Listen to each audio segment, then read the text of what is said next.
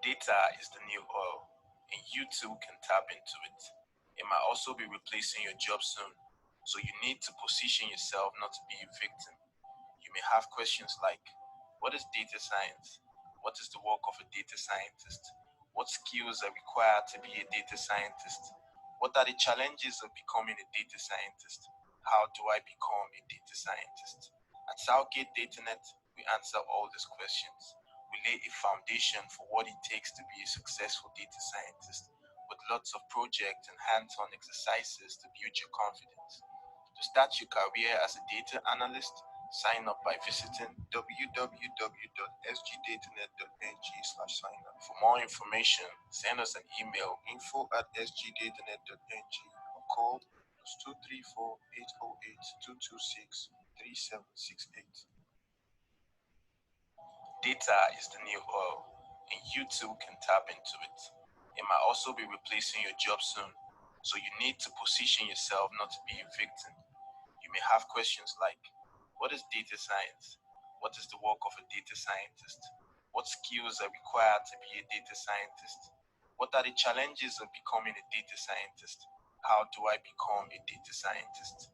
At Southgate DataNet, we answer all these questions. We lay a foundation for what it takes to be a successful data scientist, with lots of projects and hands-on exercises to build your confidence. To start your career as a data analyst, sign up by visiting www.sgdatanet.ng/sign-up. For more information, send us an email info@sgdatanet.ng or call +234 808 226 3768. Hello and welcome to today's training. I welcome you all to today's training. Sorry we are starting a bit late, but I hope you can hear me on all the platforms, on the Zoom and on Facebook. You are all welcome. Promises to be very interesting. We've been talking for a while now on using R, which is a statistical data analysis tool. And we've done several weeks, almost 5 weeks on this training. So if you are joining us for the very first time, I would implore you to check on our Facebook page, which is sgdatanet. And if you are on YouTube, you can check sgdatanet. And if you are on Zoom or WhatsApp group, you can send me a direct message so that you can watch the previous lectures and training, because we build on each platform. All right, so today we are looking at another topic called data handling part 1. We are looking at that topic, and we hope you would enjoy it. All right, we see you joining us. Thank you for joining us on Facebook. We appreciate you. We appreciate you for joining us. So today we are looking at data handling part 1. Next week, Monday, we'll be looking at data handling part 2. So in today's topic, it's going to be very brief. We don't want to waste too much of your time and data. We're going to look at how do we handle data in that is the platform we are using. And we're going to understand what packages are, how to install and load packages, how to import data into your R, and how to export data into your R.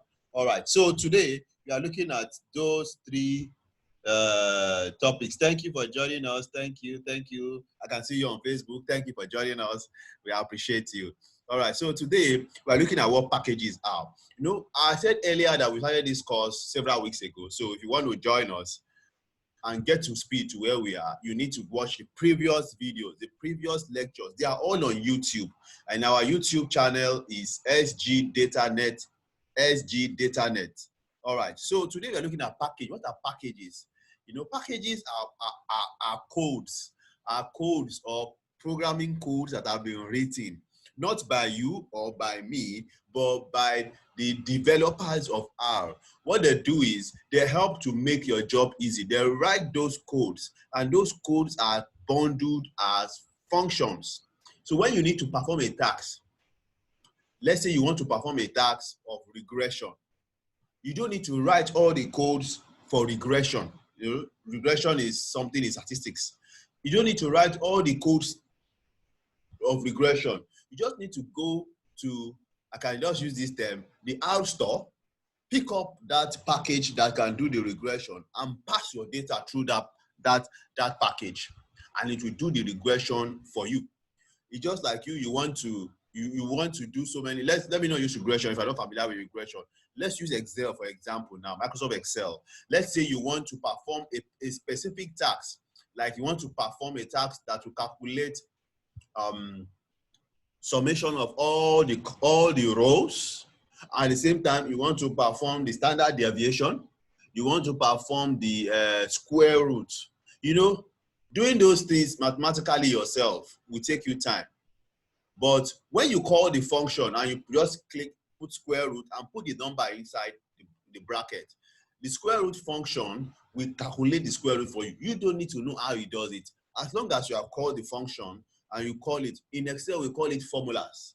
We have several hundreds of formulas in Excel, right? So those formulas, they are the same replica in our language. So you don't need to write a formula yourself on how to, thank you for joining us. You are welcome.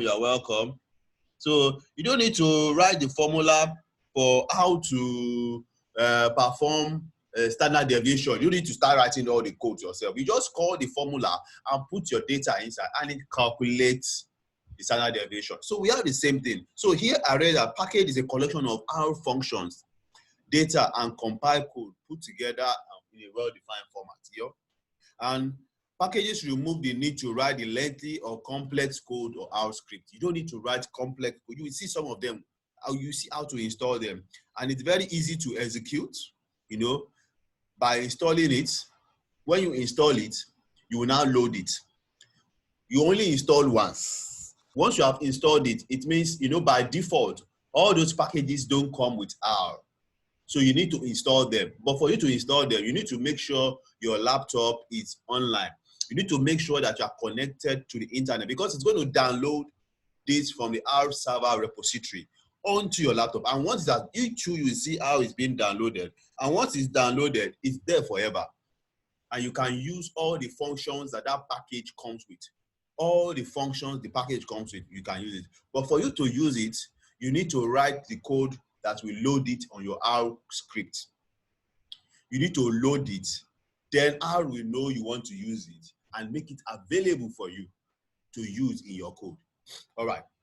So that is what a package is. So these are the steps involved.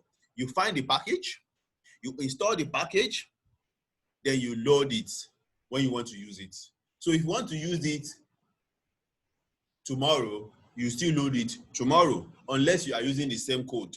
Let's say you write a new code.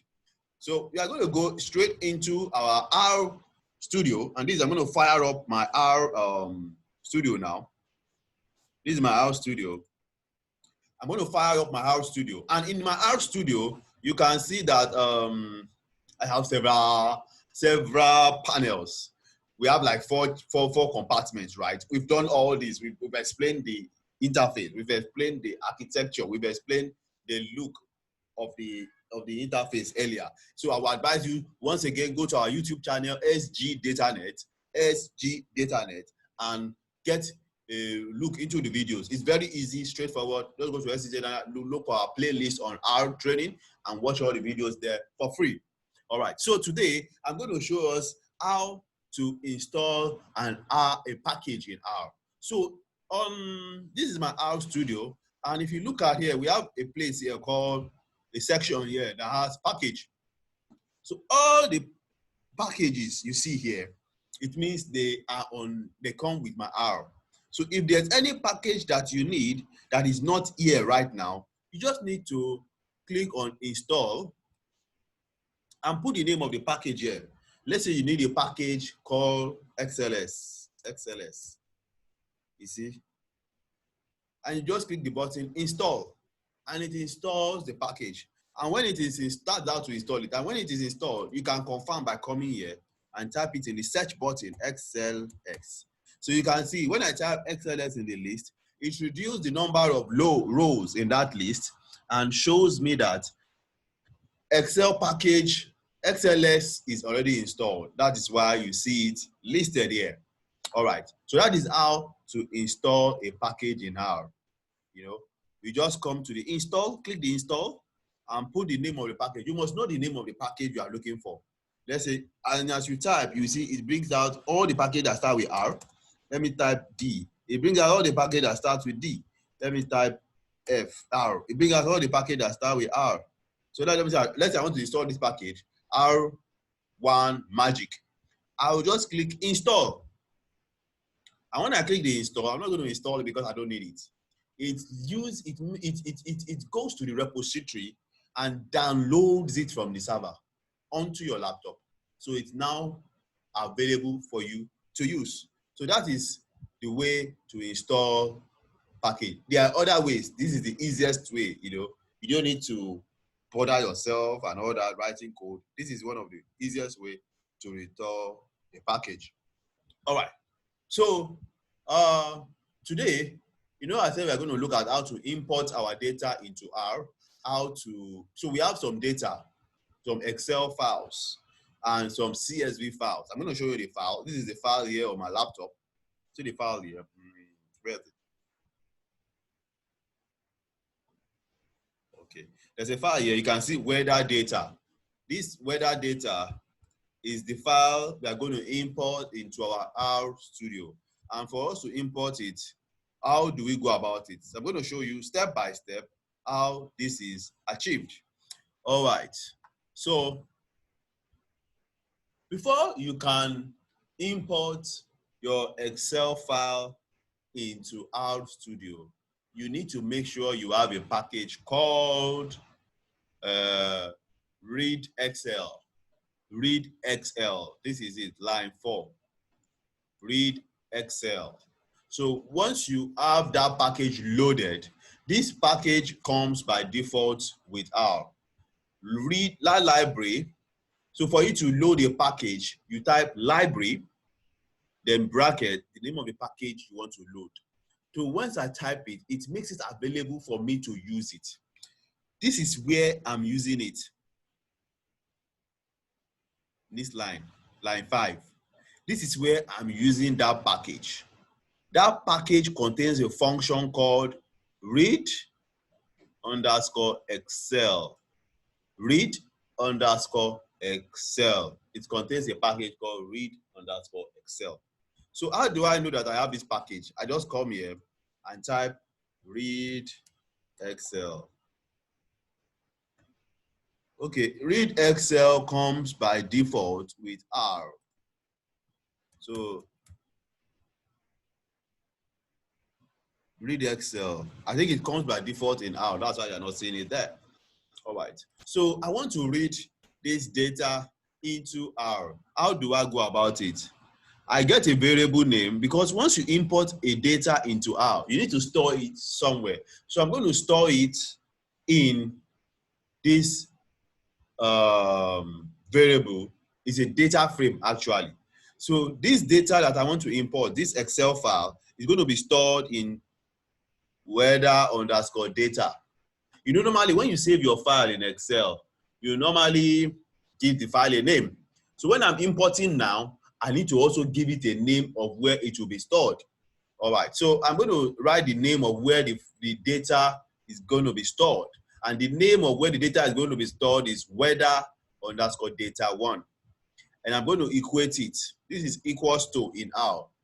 I'm going to equate it. And here I'm using the function that allows me to read a data into Excel. When I say read, it means it allows me to have access to open the data and load it into my Rstudio. I hope you get it. So when you hear me use the word read, that is what I'm referring to. All right, so this is a function, read underscore Excel. It's what allows you to import an Excel file into Rstudio. So for you to import it, you need to specify some things.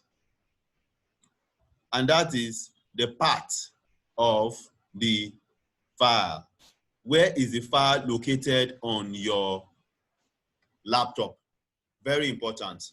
So the location of the file on my laptop is this.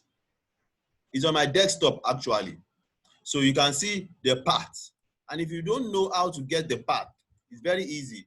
Just go to where the file is, right click it and see properties. On properties, you will see where the file is located. Is that okay? So here it has displayed the path, the location of the file on my laptop, which I've put here. So what I'm going to do is I'm going to run, and in R, every code can be run line by line, and you can select multiple lines and run them at the same time. So I'm going to run this one. I hope you still remember what it does. You run it. Underneath here, you can see that it was successful. Let me clear it. Let me run it again.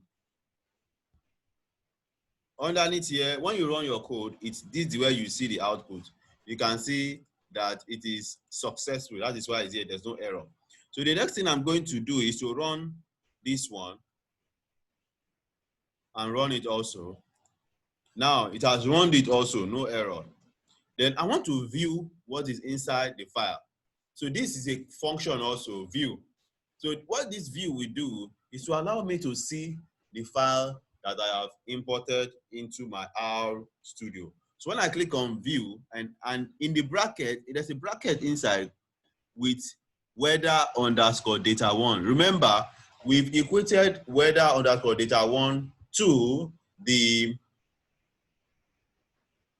function and the location of the file up here earlier. So when I run this, you're going to see what is going to happen now. It runs it and it displays the data for me. So I have how many? 28 observations and 5 variables. 28 observations, which are the rows, and 5 variables, which are the columns. 1, 2, 3, 4, 5, which are day, temperature, wind spread, events, and play cricket. These are the columns. So it has stored it here. You can see it here. You see what each column contains. All right.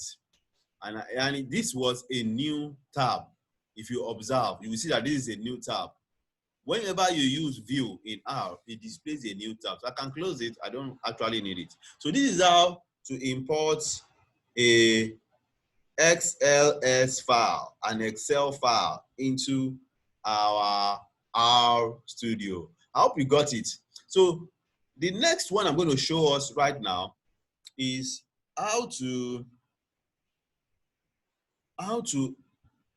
import another type of file. We call it CSV file, comma separated value file, into Rstudio. The first one we did was how to import an xlsx. Now we want to see how to import a CSV file. They look similar, but their extension is different. You know, it's possible for you to save your file as CSV or XLS. So there's the difference between the two. And for you to load them into R, there are different functions you use also. So this one, I'm going to get another variable called data2, where I'm going to store the file I want to import. But this one is a bit different from the first one we did. So I'm going to use a function called read.csv. So the read.csv is going to allow me to import the file into R, and this is how you do it. There must be a file, and you equate it to the location of where the file is on your laptop. So it means that this file, and you see that there's a double slash, backward slash, double backward slash. So it means that this one is located in my downloads. There's a file in my downloads called weather_data.csv. And that is the data that I want to import into R. Then I put it in quotes. Can you see there's a quote containing the location? Then there's a comma also. That means there is another argument to that function, which is SEP. SEP means what is the kind of separation that the data have? It's a comma separated. So I put comma in quote also and close the bracket. So I'm going to run this one now. You see, it runs successfully. It's telling me there are 28 observations and 5 variables also. Let me view data 2 also. You see, it displays the same thing.